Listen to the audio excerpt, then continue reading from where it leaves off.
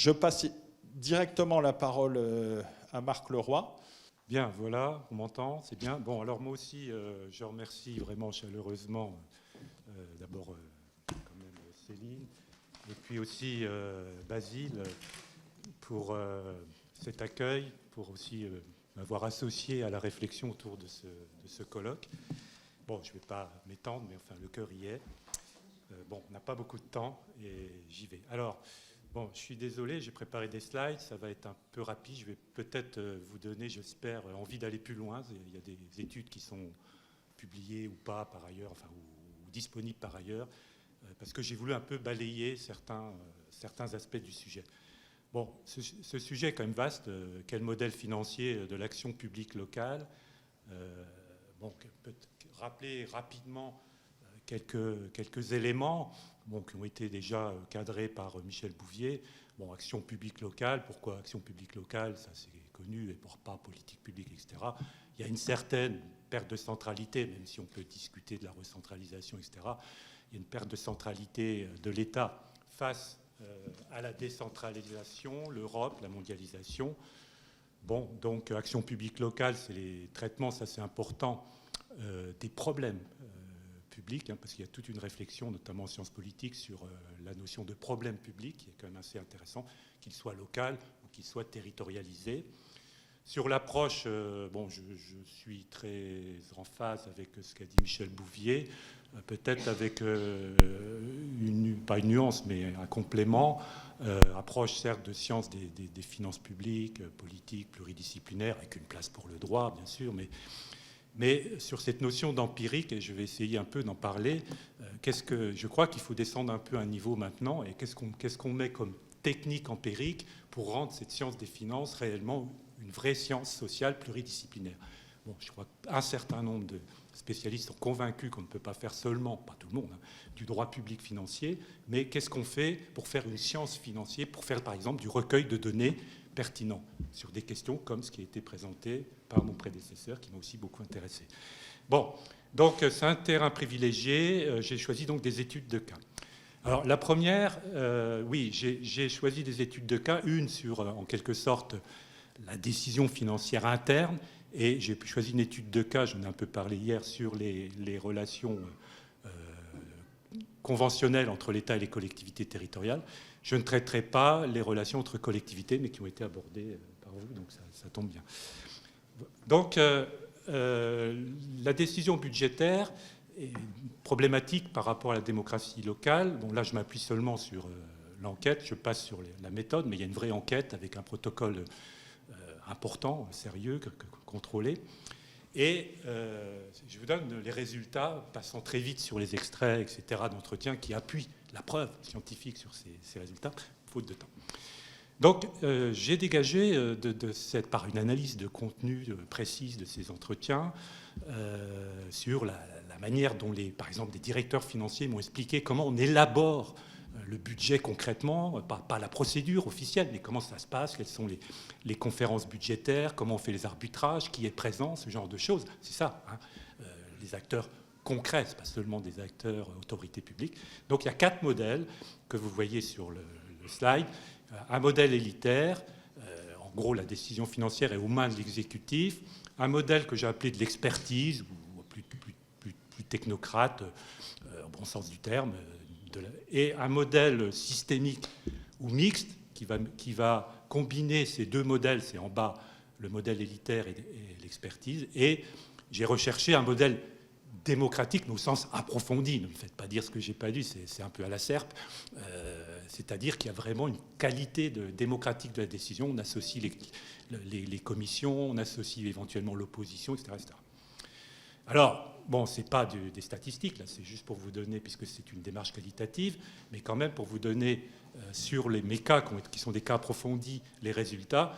Vous voyez quand même que le modèle démocratique n'apparaît que dans 12% des cas qui ont été, des grandes études de cas qui ont été dépouillées, qui ont été faites, et on a plutôt des modèles qui sont soit ce que j'appelle élitaires, je vais un peu expliquer après, soit technocratiques, ou des modèles mixtes, mixtes, c'est-à-dire qui combinent d'autres modèles, hein, vous avez compris, Mais dans les modèles mixtes, c'est surtout des combinaisons des modèles soit élitaires, soit technocratiques pour rester dans cette notion de modèle.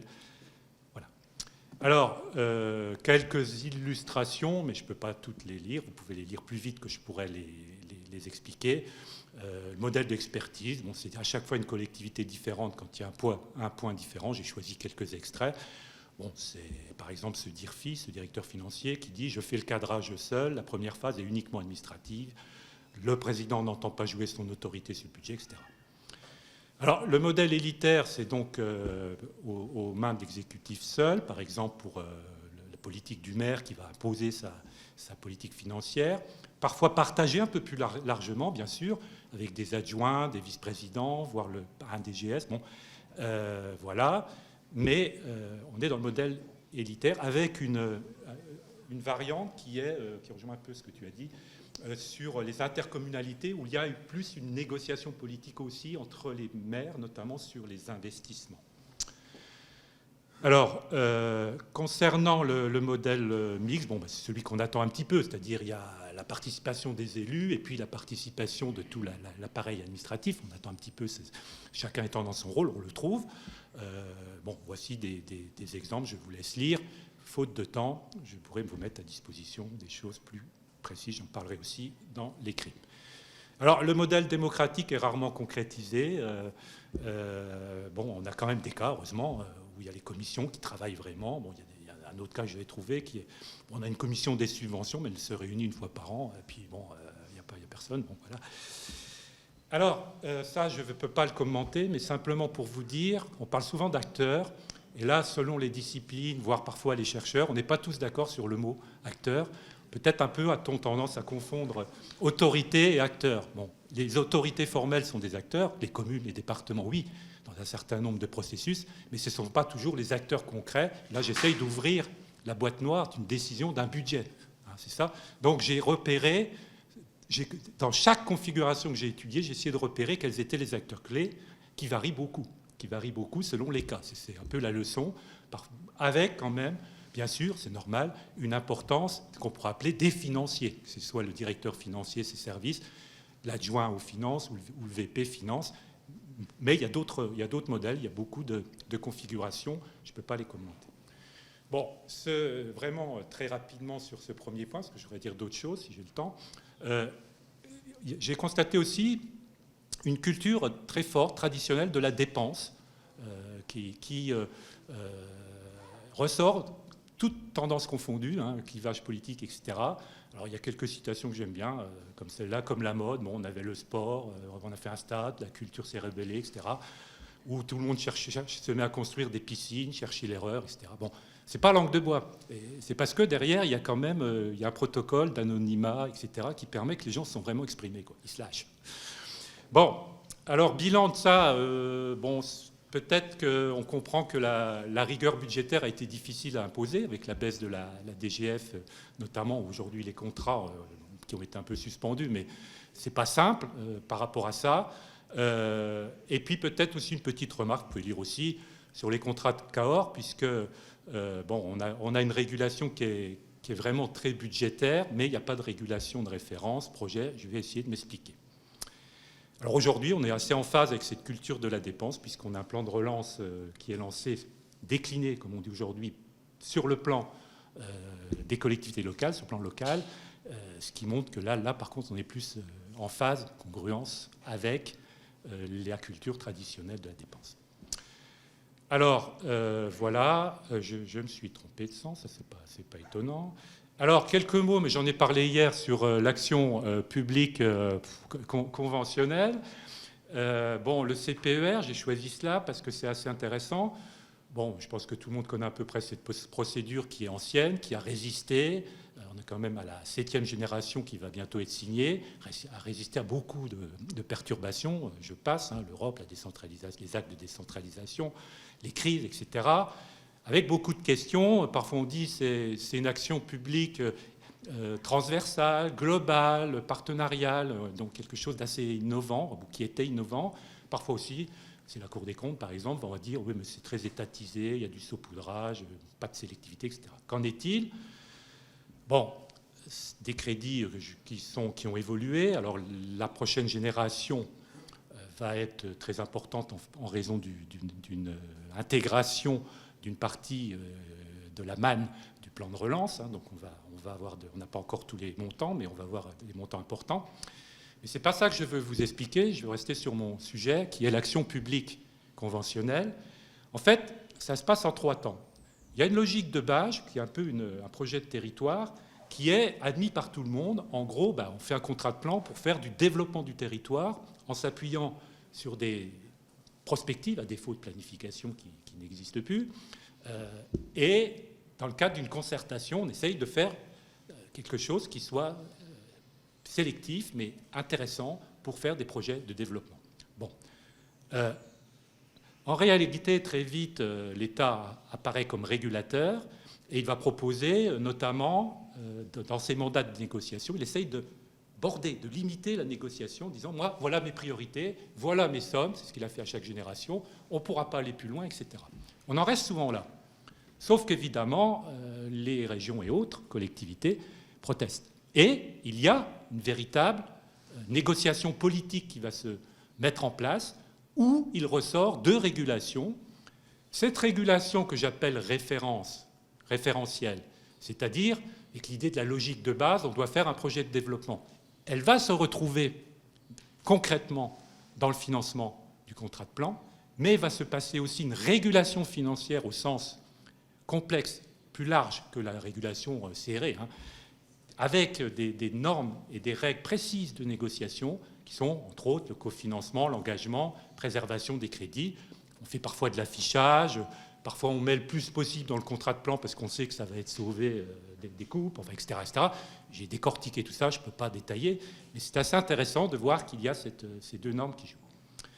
Alors, le bilan, c'est entre les deux, donc ce n'est pas un outil parfait de développement territorial, mais il se passe quand même des choses. Bon.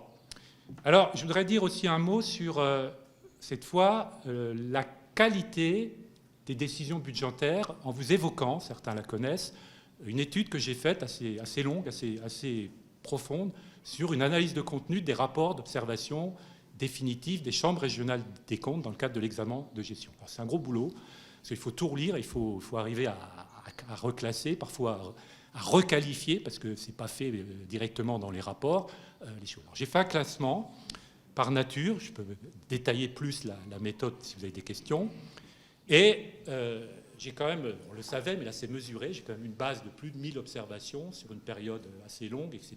C'est quand même, je crois, assez significatif, même sur le plan statistique. On s'aperçoit qu'il y a quand même beaucoup d'observations, bien entendu, surtout en comptabilité et tout ce qui touche au budget, bien sûr, mais aussi en ressources humaines. Donc vous l'avez là.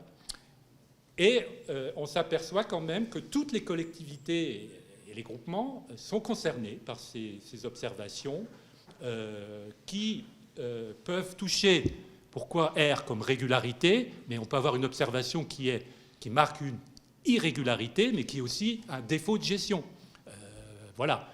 Par exemple, vous payez quelqu'un, vous donnez une prime à quelqu'un qui ne doit pas l'avoir du point de vue des textes, ce n'est pas non plus une bonne gestion parce que vous le payez très cher et si vous le faites beaucoup, vous avez des dépenses du personnel qui vont commencer à augmenter. Ce n'est pas un cas limité. Donc, il peut y avoir des cas où on a des défauts de régularité, des défauts que j'ai appelés de gestion, c'est-à-dire hors droit, on n'a pas performance, si vous voulez, et des comme démocratie, c'est-à-dire on n'a pas respecté les règles, par exemple, d'information des conseils, les délibres ne sont pas correctement présentés, etc. Le DOB n'est pas correct, le débat d'orientation budgétaire est faussé, etc. etc. C'est ça que j'ai essayé de coder sous le terme démocratie. Alors, vous voyez, il y a quand même par niveau d'administration, alors je ne les détaille pas, c'est normal que les communes qui sont plus nombreuses, en réalité, dans l'échantillon, en ont plus, mais tous les niveaux d'administration locales ont des observations. Alors, la gravité, comment j'ai fait ? J'ai pris évidemment le manquement qui est la gravité du manquement, la récidive, etc., le montant en cause parfois pour faire un indicateur de gravité de cela. Bon, vous avez les chiffres qui sont en gras, bon, c'est quand même des proportions d'observations qui sont graves, qui est quand même significative aussi. Alors, le coût, là, je n'ai que quelques extraits, il faudrait poursuivre ça, mais ça coûte cher. La CRC, parfois, calcule ses coûts, parfois elle ne le fait pas. Donc, quand elle ne l'a pas fait, j'ai essayé de le refaire en essayant, par exemple, de calculer le manque, le trop en dépenses du personnel, etc. C'est fait. Bon, voilà. Alors, donc, il y a des coûts assez élevés, même si l'échantillon n'est pas assez large, mais c'est quand même quelque chose. Alors, on ne peut pas extrapoler, mais quand même. J'ai essayé de faire une notation de la situation financière. Ça, j'ai repris tous les indicateurs qui sont suivis, etc. On voit aussi ce qu'on sait, mais c'est pareil, c'est mesuré précisément sur cet échantillon. On voit qu'il y a une diversité des situations financières, même s'il y a quelques particularités que je ne peux pas entrer dans les détails, mais on a pour chaque niveau d'administration, on a des notes qui bougent, bon, sauf que la région n'est jamais très mauvaise. J'ai fait une indice, c'est très mauvais, moins 2, moins 1, c'est mauvais, 0, c'est moyen, plus 1, c'est assez bien, et 2, c'est bien, sachant que toutes les collectivités ont des observations. Donc même si quelqu'un qui a plus 2, ça ne veut pas dire qu'il n'a rien dans son ROD, hein, dans son rapport. Bon, il y a une diversité. Et surtout, j'ai essayé de faire un indice de qualité de la décision financière. Très simplement, je n'ai pas fait beaucoup d'économétrie là-dessus. Hein. J'ai pris tout simplement le nombre d'observations et j'ai pris la gravité et j'ai fait avec ça, je les ai additionnés, j'ai pondéré par moitié-moitié, ce qui donne, bon, ce qui, à mon avis, tient la route, même si on peut faire mieux. Hein, mais... Donc là aussi, vous voyez un peu la qualité de la décision financière, bon, qui est quand même assez diversifiée, on va dire. Il y a quand même beaucoup de choses à dire. Alors, il y en a quand même des notes relativement bien, mais il y a quand même, en moins 2, il y a 16% des collectivités qui ont une qualité qui est vraiment améliorable, c'est le moins qu'on puisse dire, 13% qui sont... Voilà. Alors, c'est déjà fini, j'imagine. Alors, je prends 2 minutes. Bon, là, le modèle de la réforme fiscale, je ne vais pas en parler, on en parlera entre nous, hein, ou à l'oral, je passe. Je voulais aussi vous faire remarquer qu'il y a des dialectiques financières qui ne sont pas simples à résoudre quand on veut trouver des réformes.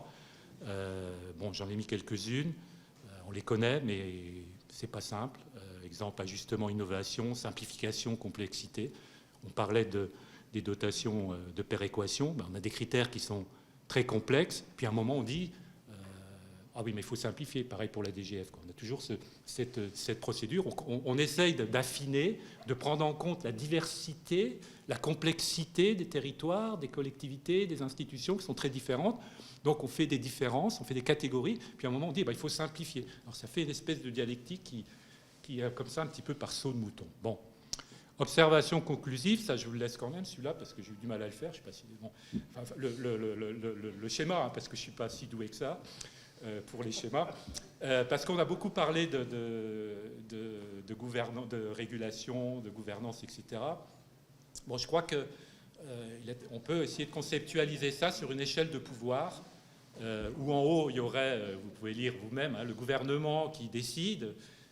Et puis on a au milieu la régulation, hein, sachant que cette position ne dépend pas d'une collectivité, ça dépend du problème, ça dépend de la compétence. On peut être une autorité en matière de transport, c'était le cas pendant longtemps des régions, qui dans certaines régions ont imposé qu'en tant qu'autorité organisatrice vraiment des décisions très fortement sur le plan financier, et être plutôt dans des choses moins contraignantes, dans d'autres. Ça dépend un petit peu des sujets, mais même si j'ai entendu la question sur la hiérarchie qui a été posée par mon voisin.